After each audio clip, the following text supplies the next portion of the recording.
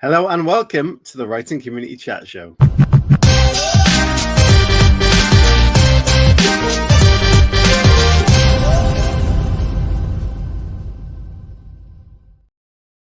Hello everybody and welcome to the Friday Night Chat Show. We are so excited to be back in the hot seats, as it were, and with a brand new guest, who's got an incredible story and an amazing set of books.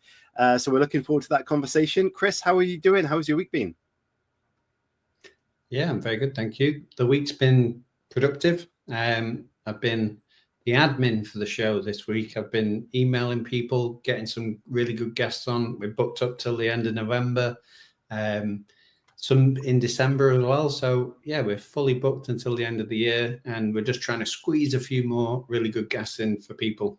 Yeah, it's one of those things that we've with over, we must be on 370 now interviews, and we've had guests back on once or twice, but we love having new guests on, like tonight's guest, and finding new guests as well. And what part of that is receiving emails from people, speaking to publishers, asking who they want for us. And what is really great is when people message us on social media or through email recommending guests, because that gives us a whole new perspective of conversation we might not have known about. So if you do have someone you want to see on this show, still, even though we are booked up, please do get those recommendations in, because it means that we might find someone we didn't really know about, or an emerging author we haven't seen yet. So that could be really crucial for us to get a really good guest on the show and help build their brand as an author as well. Yeah, I mean, for me, it's really interesting because I get to look through all the requests, and we get loads. Like, we literally get sent requests every single day.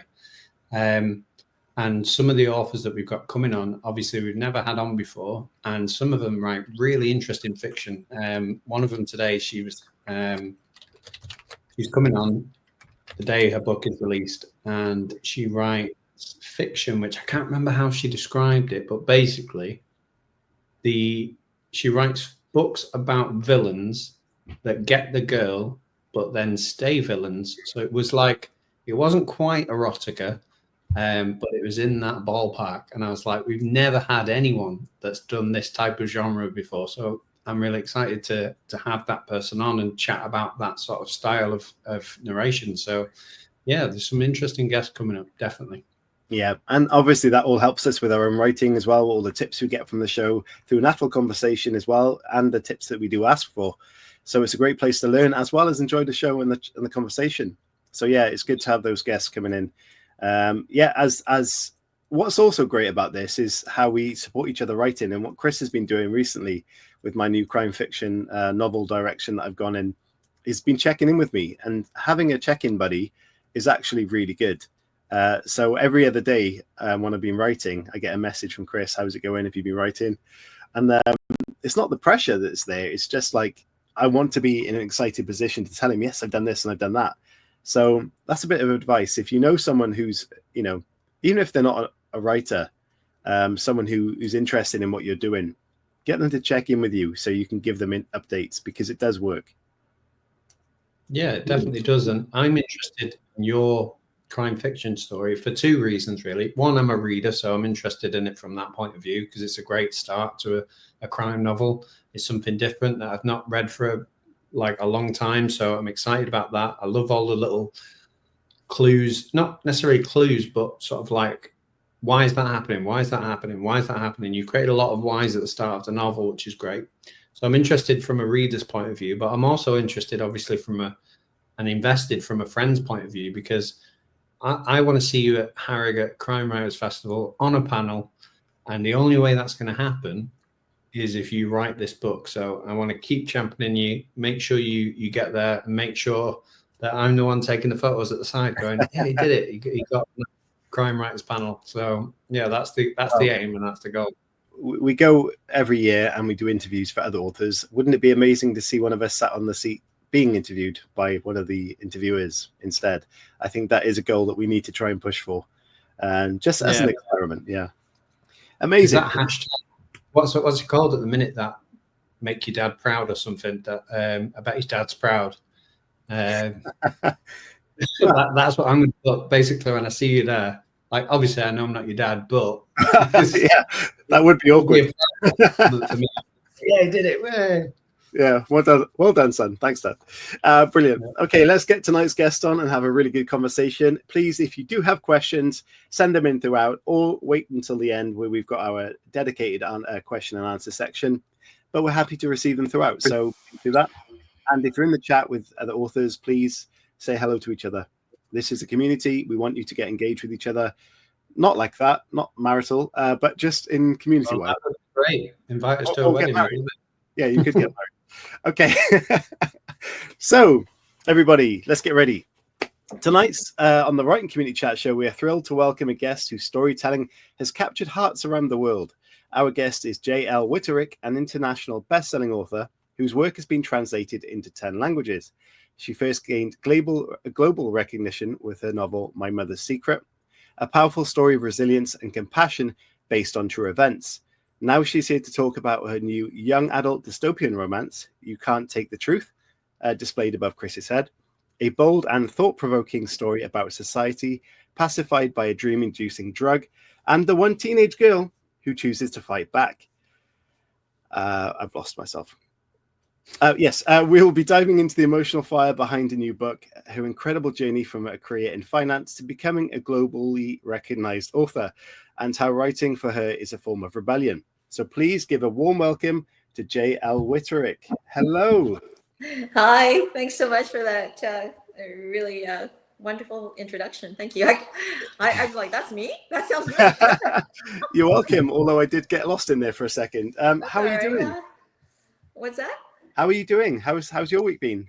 Yeah, fantastic. Thanks. I just really looking forward to kind of being on your show and connecting with your community. It's just a real honor. Thank you.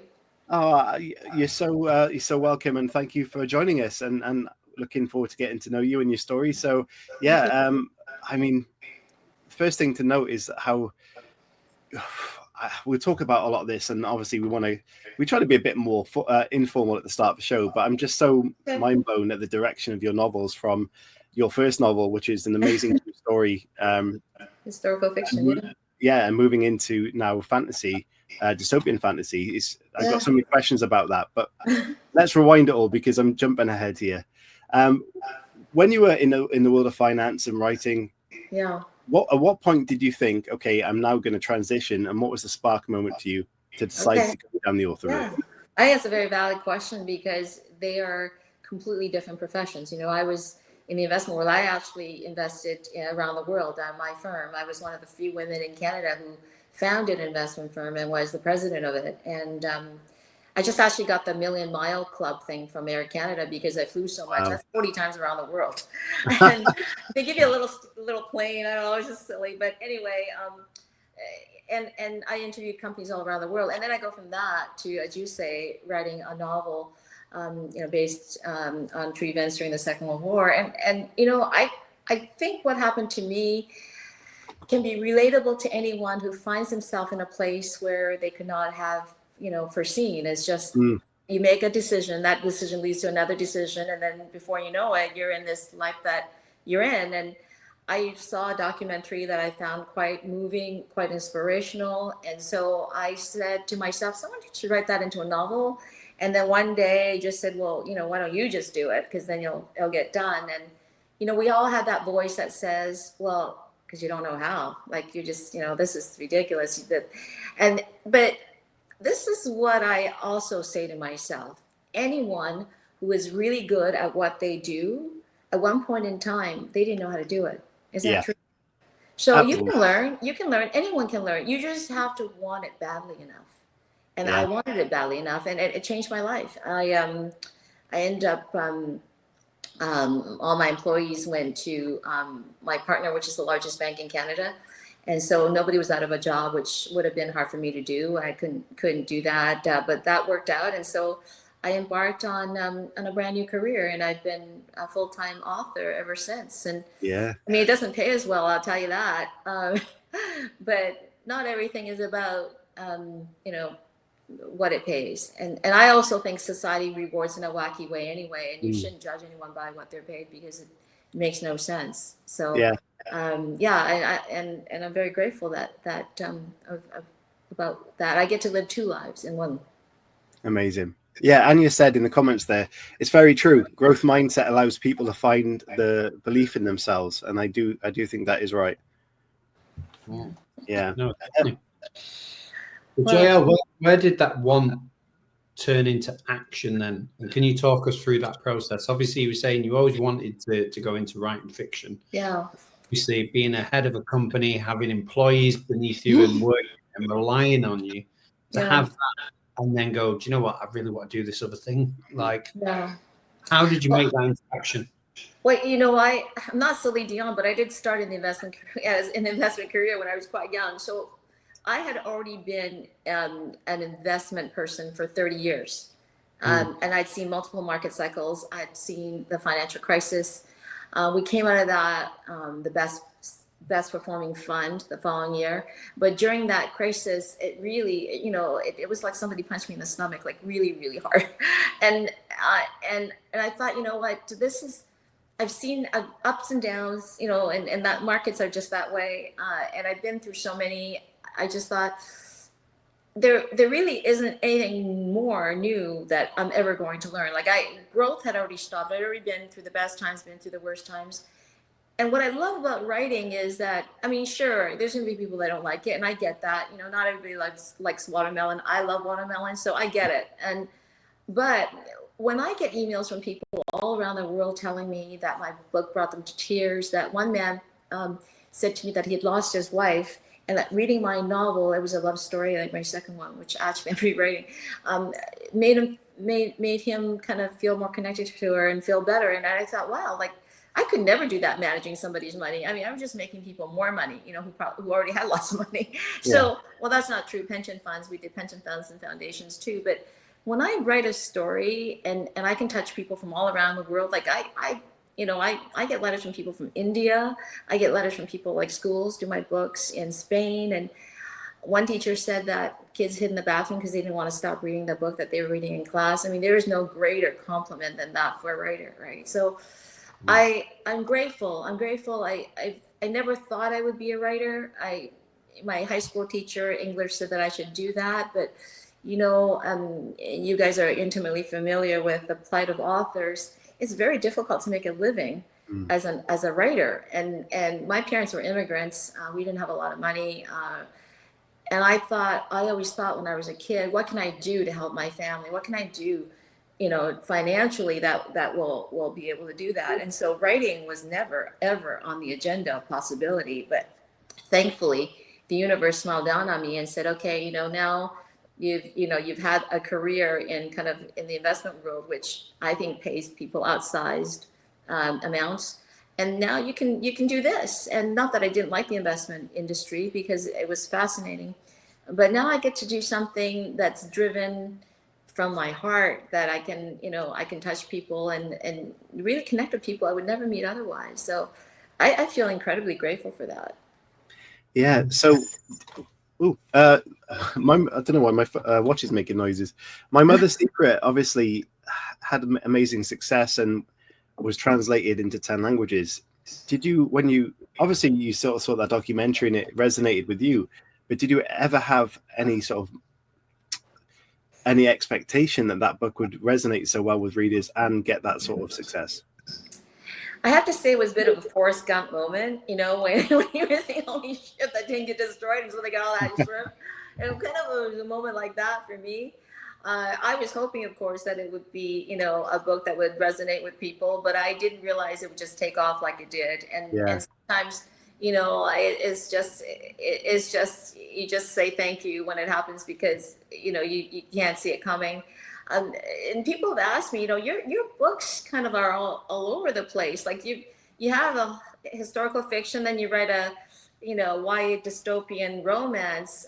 What's that about? And the truth is, I don't write strategically. I am not an author that says, okay, and, you know, I didn't read the manual on how to be, you know, successful as an author, which is you're supposed to stick to a genre, and then people will know what to expect. They go to McDonald's, they're going to get that burger with fries, exactly tasting the same everywhere in the world. I write because I'm passionate about telling stories, and I write when I'm moved by a story. But my stories all do have a common link, and that is my characters are relatable, and my characters are someone that feel like your friend, and the stories are told in a very fast moving manner. So no matter what the story is, I hope to engage young people. That would be the commonality, but I don't, maybe I should choose to be more successful, but I want to write at this stage of my life because it isn't, kind of wasn't a strategic decision, as more of a decision that was driven really by it felt like a message from the universe. This is time for you to do something different and something perhaps impactful. And so, yeah, it's hard to explain other than that, I guess. But writing My Mother's Secret and You Can't Take the Truth is so very different. And with historical fiction, especially being on something as well documented as the Holocaust, was there a real difference in approach to sort of researching this? Because obviously you want to stick close enough to the truth, but make the story relatable and your characters build. So how much more difficult was one book to write to the other? I don't think about writing. I try not to anyway. I think of anything as difficult. I think of it as, a puzzle to solve, and that I want to see, how the picture turns out when I fit all the pieces together. They require different kinds of research, but I think all fiction, from my point of view anyway, I think you do need to do a certain amount of research because it has to feel real. So in all my novels, even, You Can't Take the Truth, the location is set in Orlando. I have been to Orlando. The location is set in a neighborhood that I have been to, that I have stayed at. And so, and the parks there and the lakes there, I've been through them. So the story, to me, it doesn't matter, what kind of story you're telling. I think it feels more authentic if you've actually done the research in terms of the bones of it feel real. I mean, the story may be, obviously it's a dystopian story, but I think the basis of it, the foundation of it, has to feel real, and the characters need to feel real. And I think that the key to having the reader stay with you through an entire novel is that they have to love your characters. They have to love the people or care about it enough that they want to know what happens to them. And so it doesn't matter what story you tell. If someone feels connected to your character, they're going to be interested in what happens. Yeah. So with that in mind, are you going to strategically place your next story somewhere really nice to go research? Well, what's very interesting is I was born in Taiwan, but I was born in Taiwan at a time when Taiwan was really, really poor. Like, I slept on cement, and that's why I say the back of my head is flat. You want to see the back of my head? Because, when you're a child and your head is soft, that's what happens, And so now Taiwan is obviously no longer poor. It's industrialized. It has Taiwan Semiconductor. Every electronic product in the world probably has their chip in it. Something like 80% of products do. But of course, it's a political powder keg right now, right? And the fear, of course, that China will show some aggression towards that island. And so with that in mind, I was approached by a major publisher to see if I could write a novel, a fictional novel, but perhaps a little bit of historical fiction in there, based in Taiwan, because they believe that there's a lot of people who would like to know more about Taiwan, but not in a dry way, and so I thought, well, I don't write just because someone tells me they think they can sell something, like as I said that earlier, right? But the universe just operates to me in a weirdly weird way, because then my mom said to me, well, my girlfriend just told me this crazy story about her friend, and you wouldn't believe what happened to her. And she was, in Taiwan, and her friend was this baby. What it was the mother jumped off a cliff trying to kill herself and her baby. But the baby miraculously survives. And the baby is my mother's friend's friend, kind of thing. And she's one of the most successful women in Canada. So I thought, wow, that's a crazy story. Like, this baby survives the rapids, the rocks. Like, it's insane, right? You would never expect that to happen. And people don't realize that Taiwan was occupied by Japan for 50 years prior to the Second World War.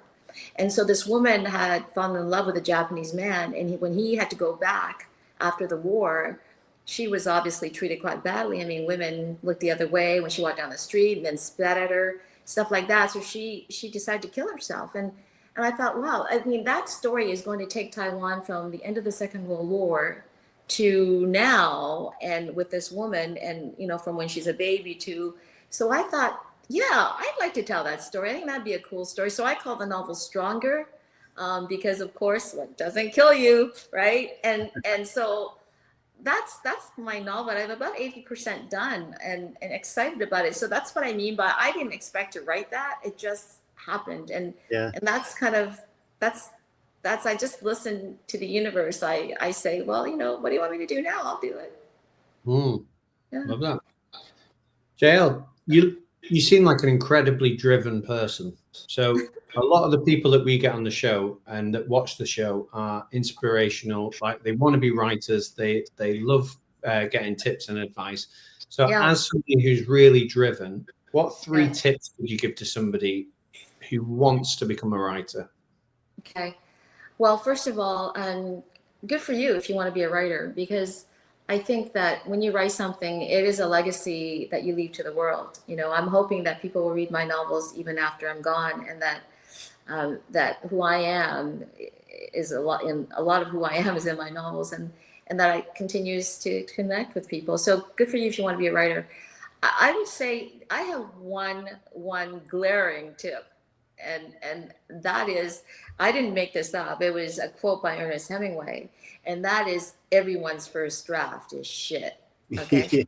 And the reason why that is so powerful is that most people don't realize that. Okay. So most people go, oh, I want to write a book. I got this great story in my head. I want to share it. And they spend all this time writing, like every weekend, after work, they're working on it, and they're passionate about it, and they give so much of themselves, because that's what a writer does, right? Like, you are giving of yourself. It's so intimate when you write. And so then you finish it, and then you read the first draft, and you go, holy crap, like this isn't any good. Like, oh my God, like I wasted all that time. This is shit, right? Like, no one's going to read this.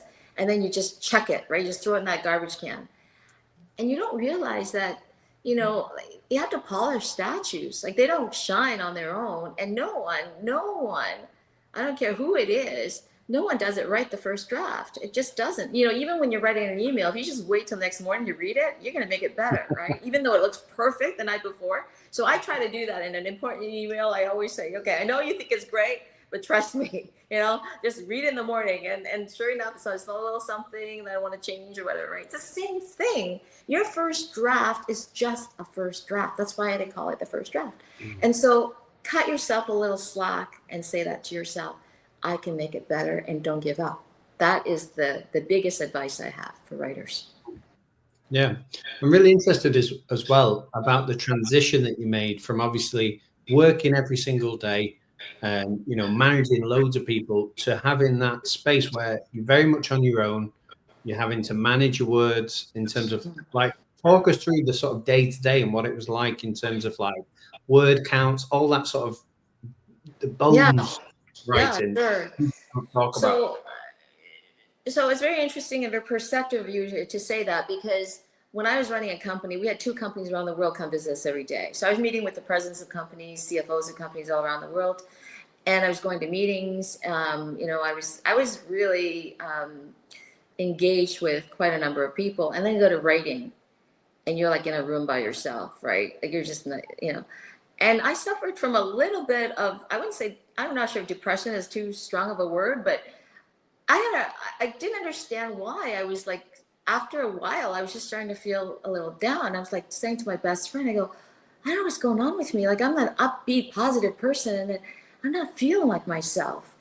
And then she said, well, it's because you're not talking to anybody. You're not like seeing anybody. You used to see like a ton of people every single day. And now you're like, because writing by its very nature is a very solitary endeavor. Like, you are in your head, and you are just trying to get the words arranged in a certain way that conveys what your ideas are, and the emotions, and that, whatever you want to convey. And so I thought, oh my gosh, she's right. Like, I'm suffering with withdrawal of socialization that as a writer, you do. And so she said, why don't you just like schedule lunches with people? So like you go and have lunch with somebody or go for a walk with somebody, and then you can go back to, like, and I don't have an office that I write, and I just like to write at the kitchen table because I kind of like to go get my snacks and stuff like that when I'm writing. And so after I did that, I was so much happier. And so I think you have to understand the level of socialization you need, because as a writer, you can become quite a recluse pretty quick. I think that really relates to the understanding that life experience can play a massive part in writing as well. People do go down the academic route, but that knowledge of how that social withdrawal, how it works from personal experience, can really play well into writing a character who might go through some sort of similar situation. So I think that's true. Yeah, that is true. And so all my characters actually have a little piece of someone I've seen or met or know, or obviously myself in there and my family. So, but they're fictional characters, and it makes them more real when you can draw from authentic people or real people, and I try to do that in all my writing. And one of the things I've heard you mention a couple of times is the universe. And I'm going to tie in a question about like spirituality and things like that. Like, how much does it impact your writing and your mental health? Obviously, you've talked a little bit about potentially being in depression and social withdrawal. Like, in those moments, do you just wait for something to happen and hope that the universe provides an answer, or you try? Well, I have this amazing connection with music. I love, there's music, there's songs that I wrote in this latest novel, and the lyrics are there, and the audiobook will have the songs, although it's not completed yet, the audiobook. But so whenever I write, I listen to music. I just, and if I want to write a moving passage, I listen to music that's moving, and the music somehow passes through me and into the words. It's a certain flow that I don't know, that I've always found work for me. And I think the reason why I say the universe is because I am a very spiritual person, and I have found that whenever I believe that I believe that positivity actually is the opposite of a battery. Positivity attracts positivity. So I try to stay positive, and whenever things don't go my way, I always try to ask myself, now, how is the universe trying to help me? Like, is there something that I'm going to get from this or learn from this, or that's going to be useful later on? And I always think a little bit of hardship, kind of like perhaps a little vaccination, so that, when that big thing comes along, you don't die. I don't know.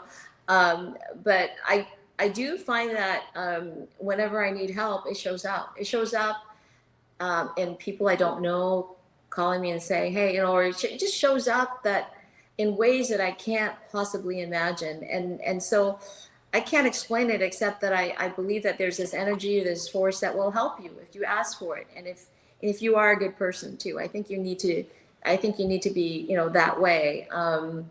A fluky thing that happens to me, and I'll share it, but it's really kind of fluky and maybe kind of weird too, is I will read a manuscript that I've completed over and over and over again. Like I mentioned to you, the first draft, like I will, before it goes to the editor, I will like just basically read that thing 100 times. Like, it's just crazy. I just read over and just make sure that every word is exactly the way it should be, or every word is exactly the word that I want to convey that message.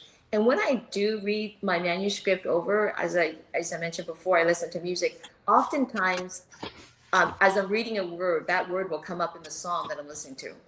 Like it is insane. Like, because I don't pick easy words. I mean, I don't count words like the, and whatever. I choose, like, I'm talking about words that don't usually come up in a song. Like, for example, I'm reading the word earth, and just as I'm reading the word earth, I hear Carole King. I feel the earth, and it's the exact same. I couldn't time it any better if I call the radio station and say, play this song when I'm reading my manuscript. I couldn't do it. And there's words like freight train. Like freight train, you never hear in a song. But Bruce Springsteen, like a freight train through my mind. I'm reading the word freight train, and I hear the word song freight train. Like, I scream when that happens. My husband says, oh, again, huh? It happens to me like a couple of times a night. So I explain that. I can't. Oh, amazing. Literally, Halo just replied, oh my God, that happens to me all the time. Word alignment. Really? Isn't that incredible? Happens to you? Okay, Happens to clearly, Halo. yeah. Maybe it's just amazing authors that happens to, because Halo's well. So maybe that's just some sort of weird thing that you've got going on with words in the universe. I'm gonna have to try this. So I'm gonna have to go through my draft and put some music on, and I'm gonna see if that works this weekend, and I'll let you know if it does, because Halo and you have intrigued me to this right now. All right. Well, I have to say it happens for me most of the time, but not all the time. So if it doesn't happen to you like the first time, we'll see. I might not be worthy enough, but we'll give it a go. Okay, what we're going to do is we're going to play a little trailer about the Amazon KDP advert. So if you're an indie author that has a book ready to go, you pay attention to this little trailer. And then when we come back, we're going to talk about You Can't Take the Truth. And hopefully JL will give us a nice little breakdown of what that book's about, and we'll get some questions in from it. So here you go. Here's our trailer for our Kindle Storyteller Award.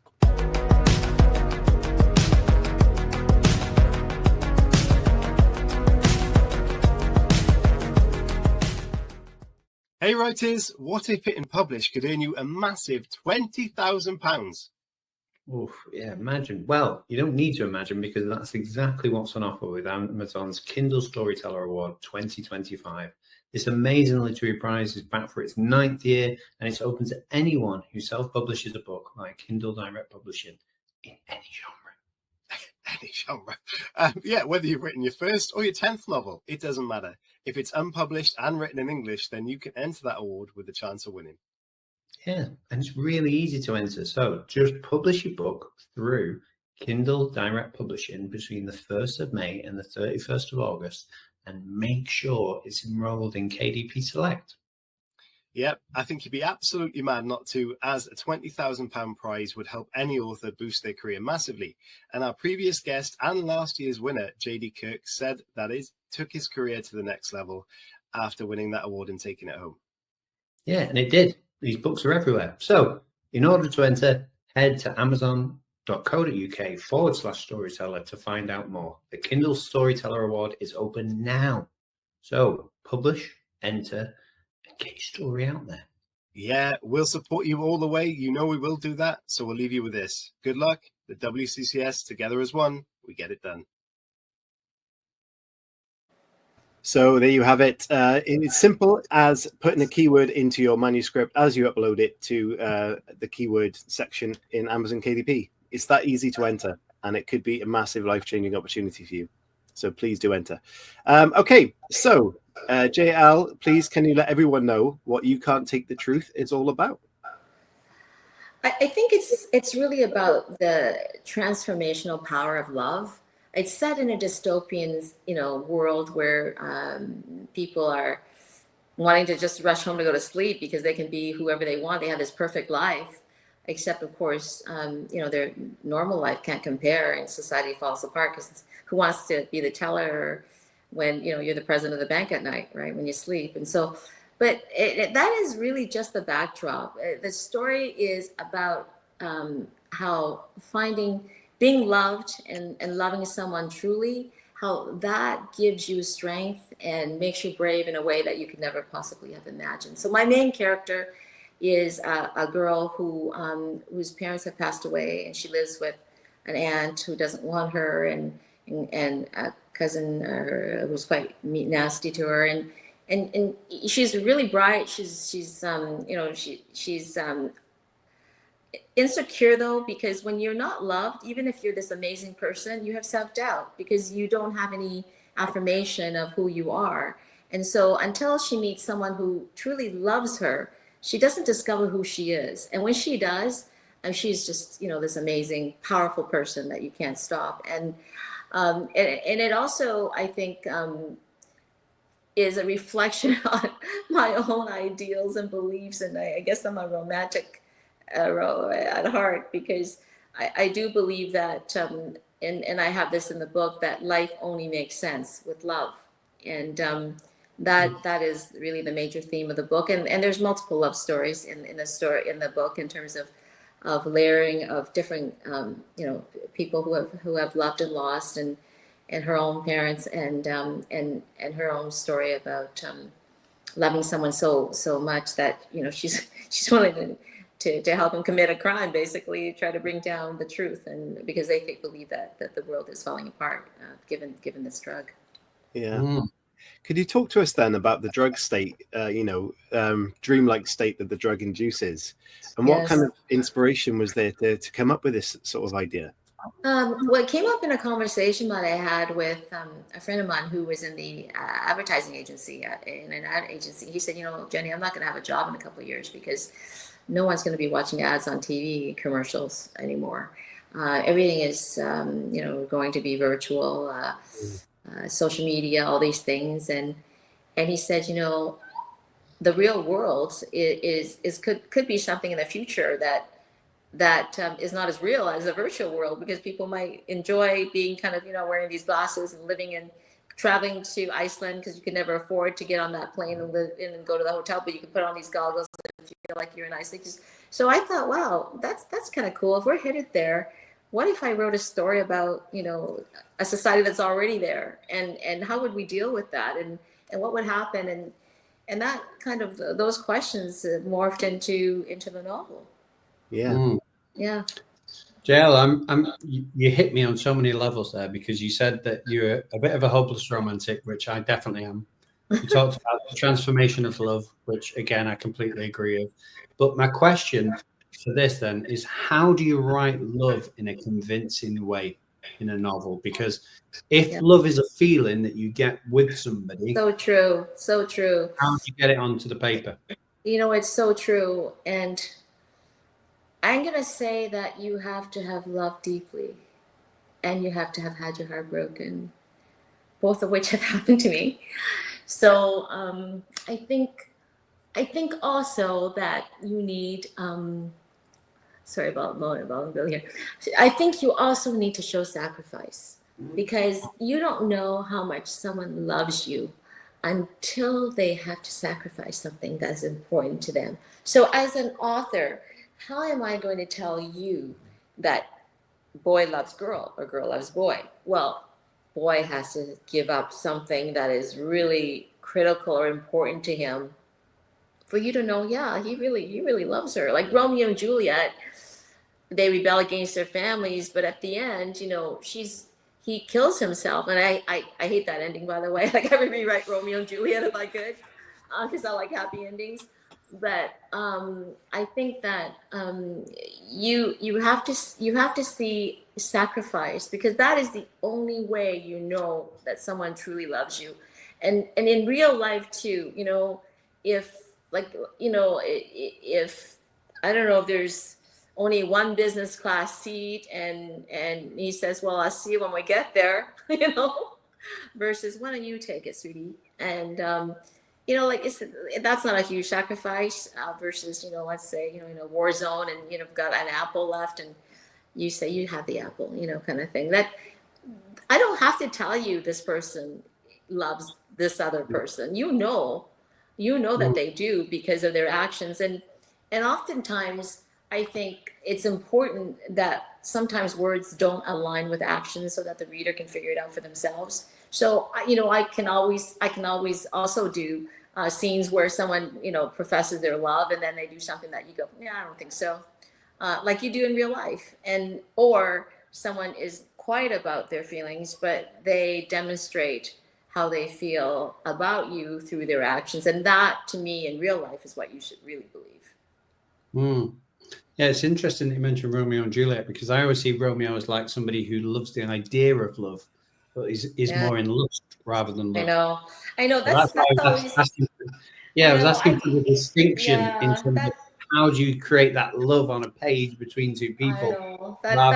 That is true. That is true. In fact, someone I know, I won't say who, someone I know said to me, if Romeo and Juliet got married, they would have got divorced because their families would get along and there'd be no family dinners and they'd be, and they get tired of each other. And I was like, geez, and then of course he got divorced. So I knew that like, so he's talking about himself. And a lot of times people say stuff like that. They're talking about their own situation, right? Coded. It's like I have a friend who's, and that's them. But I suppose in some ways, perhaps true love is idealistic. but I want to believe in it. I want to believe in that ideal. And so, sorry, that's my dog. He wants to believe in it too, apparently. I agree. Yeah, go Freddie. And so I write true love into my stories. I want to believe in it. Yeah, I agree. I would love, though, on that topic, to see Romeo and Juliet at 30, 40 years old, just how panned out. Like, what is that like? Well, I think once they have the grandkids, the families get together, it's like, okay, let's not have a feud anymore. Yeah. You could write that, though, Chris, right? Isn't that like, we're talking about the timing threshold that's surely over now? Yeah, I don't know. Yeah, I could definitely write that. I'm not sure. There might be like copyright issues with Shakespeare. I'm sure Shakespeare was fine. Yeah, maybe I will write that. Yeah, you go I think for you should. Yeah, that would be brilliant. It might even be out there. We'll have to have a look. So yeah, the novel's described as a young adult dystopian novel with heavy themes of like a crumbling society. And then how do you manage painting that picture whilst also having that sort of love story between Florence and Day? Yeah. Well, the entire novel is really appearance versus reality. The whole thing about, reality is your dreams feel more real than your real life because it's more, you have how we remember things is by key moments. Like if you think about your own life and what you remember, you don't remember in all slow motion brushing your teeth. You remember key moments that were, were impactful. And so people, when they have these dreams, they have these they have these great, and then they wake up and they go to work and it's like a very blah, blah experience, right? So it's pure, what's real and what isn't real. And so the characters in the story, the same thing, like people you think are evil, they're actually not bad. They're actually good people. And people you think are good, perhaps, are actually not as good as you think, or they have undercurrents to them. So the whole thing is tied together with that common theme of appearance versus reality, and what makes it all stick together is love, is the relationships that people have with each other, and the love they have for each other, and then you realize through the entire novel that is the one true thing that actually is the anchor that keeps that ship from drifting afar. And so Flo's relationship with Day is the one thing that is the North Star, is the one thing that, and I always I came up with this, I don't know how, but they're not allowed to talk to each other at one point in the story, but they squeeze, they hold each other's hands, they squeeze it 3 times for I love you. And so I love that imagery because it is what gets them through this crazy time and being persecuted. And so I think that it isn't as one or the other. It is actually the theme of love and the strength that it gives you, and the courage it gives you, and the transformative power it gives you is the undercurrent that basically ties the entire story together, even though it's appearances, reality throughout the entire novel. I have her say, I am not a gardener by any stretch of the imagination, but I do know that a tree, a flower, a bush, a single blade of grass grows differently depending on the soil, the water, and the sun it is given. And to me, that is love: the water, the soil, the sun. It is friends, family, people that care about you, that give you love, that make you healthy, that make you vibrant. And without that, even though this little seedling is amazing, it's not going to flourish without those things. And so that's how I compare love to what it can do for someone through the entire story. Yeah, that's amazing. Yeah. If you go on, Chris. No, I was just going to say, we've got like 15 minutes left. People, if you're watching, send your questions in, because the last part of the show is community questions. And I do have a question actually based on what you just talked about. Sure. So again, the universe keeps cropping up. But what I was going to say was, what's the difference between young adult and adult? Because this does sound like a universal message about love. So Yes. What are the sort of differences when writing a young adult novel to one that is aimed at an adult audience? Well, I'm just actually thrilled that you asked that question because I think it's really relevant today. The statistics show that a lot of adults are actually reading young adult books because they move quicker, you know. And for example, Hunger Games was a crossover where it started out as a YA young adult book, but adults read it. And my first novel was written for young adults, but then we had people, you know, all ages read it. People over 70, 80 years old read it and loved it. So it became a novel that, again, was a crossover, that people of all ages like to read it. So the reason why my books tend to be classified as YA, even though I think the subject matter is more than YA, is that I write in a way, I hope anyway, I write in a way that moves quickly and that captivates. Because if I'm going after that YA audience, their attention span is very, very short. And I think part of it is because my own attention span is very short. Like when I'm reading a novel, if the description just goes on and on about the shade of red of her dress, I'm like, come on, let's move this along, right? And so I can't handle that myself. So I'm definitely not going to write that way. So my belief is that you don't need to focus on what someone looks like, because I think what someone looks like is incidental. I hopefully, you know, want people not to judge me based on what I look like. I want them to know me for who I am, for how I think, what my beliefs are, what my values are, what I think is important. Like, I want you to know me for that, not for, you know, the color of my hair or my eyes or whatever I'm wearing, you know. So in my novels, I don't focus on any of that. I focus on who the people are at the core.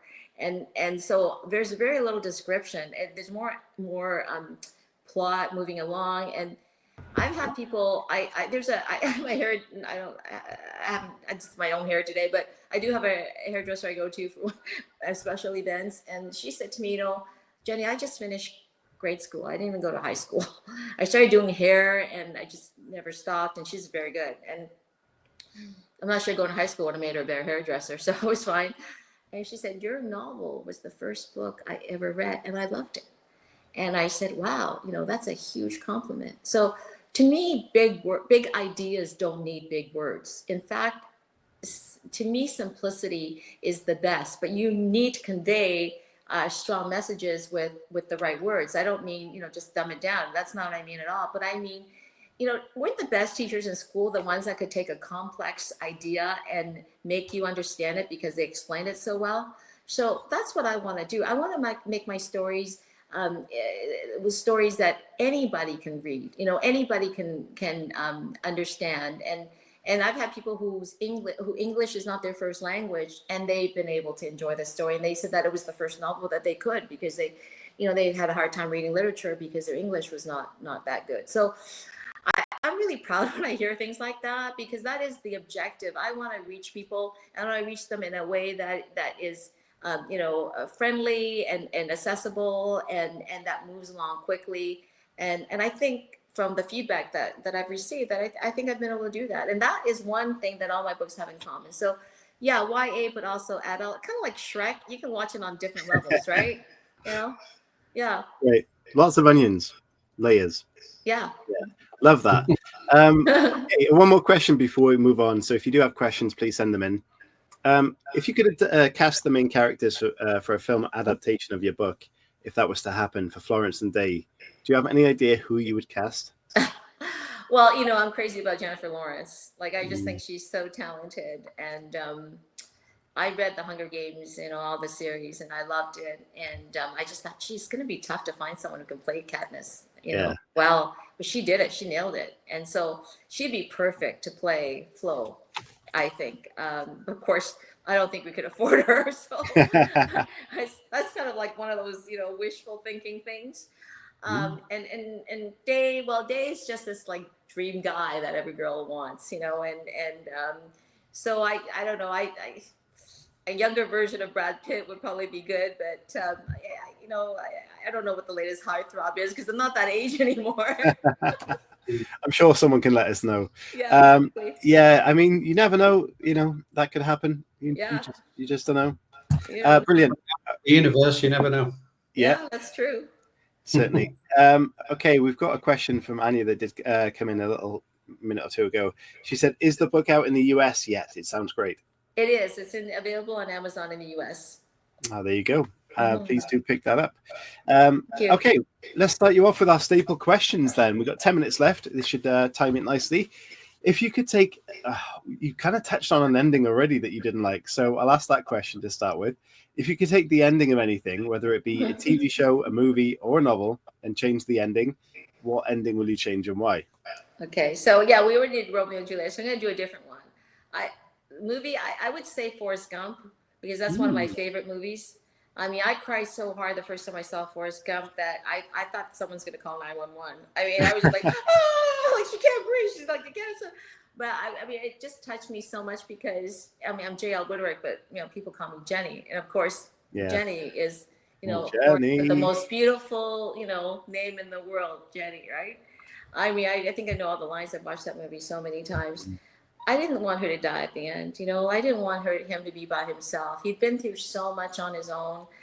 I understand that it's more poignant that he has to raise a kid on his own, little Forrest, but I thought it would have been nice if she didn't have to die. Maybe she got sick and then she got better, you know, like let's do something like that. But no, that's the one thing I would change. I was really sad that she passed away. And mostly, I think when someone dies, it's actually in some ways worse for the person that didn't die, right? Because they have to live without that person. And so I felt sorry for him. He'd already, you know, been on his own almost all his life. And he had waited for her for so long, and then she comes back and then she dies. So it's like, no. You might say the same film, but because you've said you're a hopeless romantic, because you said you believe in love, what's the best reception of love that you've ever seen on film? Oh, wow. The best. Well, you know, I guess it really is Forrest Gump, because he loves her so unconditionally. I mean, she leaves him, he still loves her. You know, he comes to see her, she tells him to get lost, he still loves her. I mean, wouldn't it be amazing to be loved that way?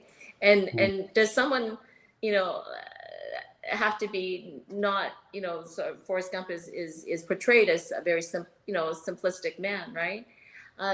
Does someone have to be like that to love like that? I mean, I wish it wasn't true. But yes, I mean, like I just thought, you know, to have someone love you that much, wouldn't that be heavenly? Yeah, I mean, it's a good argument. It is still La La Land, but it's a good argument. Yeah. It's not, Chris. Anyway. I suppose Braveheart, you wouldn't slaughter that guy because they killed his girlfriend, you know? City of Angels. Yeah. That's what I'm saying. All right. City of Angels with Nick Cage. Some questions, because it is La La Land, but there is a question. So, does it matter if people prefer their constructed realities or believe constructed realities are real? I'm thinking Don Quixote. So run that by me again. Wow, that's a question. So, you won't be able to see that, will you? My glasses on, yeah. There we go. Does it matter if people prefer their constructed realities or believe constructed realities are real? I'm thinking Don Quixote. Wow, that's a deep question. Okay, yeah. That's a very deep question. I don't think anybody's ever asked me that question. So that's like, okay. The reason why I think it matters if people prefer their constructed realities is that it can distort your view of your own life, your own reality. Okay, so in the novel itself, for example, the kids don't really train that hard with their coach because they would experience their championships in their dreams. So, you know, it's kind of hard to train and try to win the championships when you've already experienced that. And so people aren't their best. They don't strive to be the best version of themselves, because the best version of themselves is already attainable without any effort while they sleep. So in the novel, you know, perfectly beautiful women throw themselves, you know, in front of subway cars, because when they get up in the morning and they look in the mirror, like they're not the supermodel looking back at them, and they're disappointed they can't handle it. Or people get to eat these beautiful meals in their dreams, you know, in 5-star restaurants that they could never afford. And they're having like canned soup or something at night, and they're like, no, I can't take this anymore. And so suicide rates are quite high in the novel, from people who are unable to cope with their real lives. And I think that would happen. I think if your real life was so amazing, it would be very difficult. It'd be drudgery. It would be almost like a living hell if you had to do something that you didn't want to do just to pay your mortgage. And I mean, maybe it's better not to know that you have this other life, and maybe because you don't have this other life, you'll strive to make your existing life move in the direction that would make you happier, right? Instead of just saying, just giving up. I don't know the answer. And I've asked people, would you take the truth if you had it in book clubs that I do? And I get a range of answers. I get, no, I would never take the truth. And some people say, no, maybe once in a while, And some people say, yeah, I would take that. It sounds good to me. And I'd be able to handle my real life. I'd be okay. So it's a different answer for anyone. And the book doesn't tell you what the right thing is. No, it's up to you to decide. Yeah, Anya's made a really good comment about that answer, and Halo's got a really good question as well. So Anya said about the answer, this does make sense, JL. So in essence, the constructed realities are a form of self-harm in this context, which again is, I think, a really interesting point. That's a really interesting point for sure. I mean, is this person an author as well? Like, who's asking the question? Because it sounds like it is somebody who's a historical fantasy author as well. Yeah, a bit of a deep thinker. Thank you so much for dialing in and asking those questions. I think there's always flaws that we see in ourselves that other people may not see, but we accentuate them, and so in our dreams we can be the perfect version of ourselves, and that will just add to the dissatisfaction of your kind of your waking day. And I think that it would be very harmful. Like, I don't think it's going to give anything away. But in the novel, Florence, and her name is Nick, shortened to Flo by her boyfriend later on, she loses her mother because her mother and her father had a relationship, I say, that eludes most people. They were so much in love. Like, he rubbed her feet at the end of the day. She was a nurse, and make her tea before she went to work. And he just loved her so much, and she loved him. And so I say, when he passed away, it was, for her mother, it was like, they were, her and her mother and her father were like a pair of well-worn shoes, only good together. And without him, it was like walking the earth barefoot, the pebble and the jagged stones, everything, just making it so difficult to get through life. So her mother ends up taking, a bunch of sleeping pills and the truth so that she can be with her husband forever. And she leaves her child to do that. And so which is why Flo grows up hating her mother and hating the truth. Because she says, what kind of mother would do that, right? But her mother could not help herself. It's like when people are an alcoholic or they're suffering from depression, you're like, come on, like, just pick yourself up. But it is not as easy as you think. And her mother just tried to hang on for her daughter, but she just couldn't. She just wanted to be with her husband so badly. And every night she was with him in the dreams, right, when she took the truth. So finally, she just gave in and took a, bottle of sleeping pills so she would never have to wake up. And so that is the extreme, right? That's the extreme of someone who can't cope with their waking life or their real life. And so, and that is why Flo goes through life hating the truth and hating her mother until she herself meets someone who she loves that much. Then she is able to understand her mother. Then she is able to forgive her, because she understands now that it wasn't about her. It wasn't about leaving her. All her life she thought, oh, I'm not good enough. That's why my mother didn't stay. And people, apparently, children of parents who have committed, or just anybody who's lost someone through suicide, they always think it was me. If I'd been better, if I'd been whatever, they wouldn't have. No, it's never about you. It's really about them. And so this story is in that way. She realizes that, she doesn't have to blame herself anymore. She doesn't have to feel guilty, because there's nothing she could have done. Her mother just wanted to be with her father. Yeah, beautiful metaphor there about the shoes. Love that. Halo's question is, what was the most difficult scene to write in the book, and what was the easiest, without spoilers? Oh, wow. Good question. I think the hardest scene to write in the book was when Flo feels that she's been betrayed by Day, because she loves him so much. He's the he's kind of like the knight in shining armor that takes her away from all the ugliness in her life, and she loves him so much. And then she realizes that he wanted a relationship with her from the beginning for a different motive. And that I wanted to write that in a way that didn't make him the bad guy, but write it also in a way that broke her heart. And so that was a balancing act that I had to kind of somehow achieve. And I think I've been able to do that, and also how she ends up forgiving him as well was also a very tricky scene to write, because forgiveness is a tough thing to kind of come to terms with yourself. Never mind try to figure out how to write it in a realistic way. I think the easiest part to write was Laura and her relationship with the man, because I love music. I write music, so to portray a character who writes songs and who loves music was, to me, an easy thing to do. Yeah. Amazing. I want to know. I think it's quite possible. But when you wrote this book, a lot of authors get emotionally connected to the characters they're writing. Did you shed a tear or two writing this story? Did I do that? Did I get connected to the author? As in, did you shed a tear or two writing the story? 100%, for sure. Yeah. I mean, if someone said they read my book and cried, and I said, well, that's fair, because I cried when I wrote it, so we're even, kind of thing. I the characters are real to me. I have a son. I produced him in 9 months, like most women, and this book took longer than 9 months. And I produced the characters. They didn't come out of my body, it came out of my mind, but they are characters, they are people I created. They are real to me.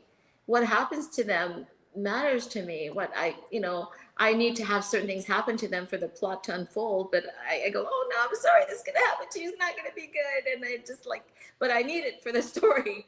And so they feel completely real to me. And I'm gonna offer you something else as well, is 500 years from now, if someone happens to read that book, those people will continue to exist. I'll be gone. My child will be gone. His child will be gone. So what's more real? Well put. Right there. Amazing. Okay, JL, before we do wrap this up, where can people go and buy that book right now? Because people are interested. It sounds like an incredible story. Where can they go and get it? Well, that's so sweet. They can get it on Amazon. That's the easiest way. So that, I think, just order it on Amazon. I try to make the book not expensive. That's always been my objective for all my books. Someone said to me, oh, your books aren't very much. And then someone else said to me, well, if it's too cheap, you're going to think it's no good. And I was like, okay, well, let's find a happy balance here, because I don't want people to think that. But I also want it accessible. So when they go on Amazon, they'll see that it's priced that way. Amazing. Well, all I can say is you've been an absolutely wonderful guest. I've loved that conversation. And I hope you just keep writing the stories that you are writing from the heart, and ones that inspire you, rather than, like you said, going down a direct route of in a category, I guess. So I hope that continues. And thank you. Yes, thank you so much for joining us. Thank you. It's been a real pleasure, and I feel very honored to be on your show. Thank you so much. Thank you. Honored to have you, and I hope to hear more about Taiwan in the future. Thank you. Look forward to all your writing. Yeah, for sure. I'd be delighted to send you guys a copy of that novel when it's published. Oh, yes, please. Yeah. Halo said she has to go to a meeting, but incredible interview as always. Thank you for the comments. Please do hit the like button and subscribe if you haven't, and leave some comments either on social media or on the YouTube video. And if you have any follow-up questions for JL, I'm sure we can pass them on and she will happily answer. But thank you all so much for tuning in, spending your Friday night with us. And JL, thank you to you. You've been incredible. So from us here, have a great weekend and look after yourselves. We'll see you all very soon. Thanks. Bye, guys. Thank you. Thanks.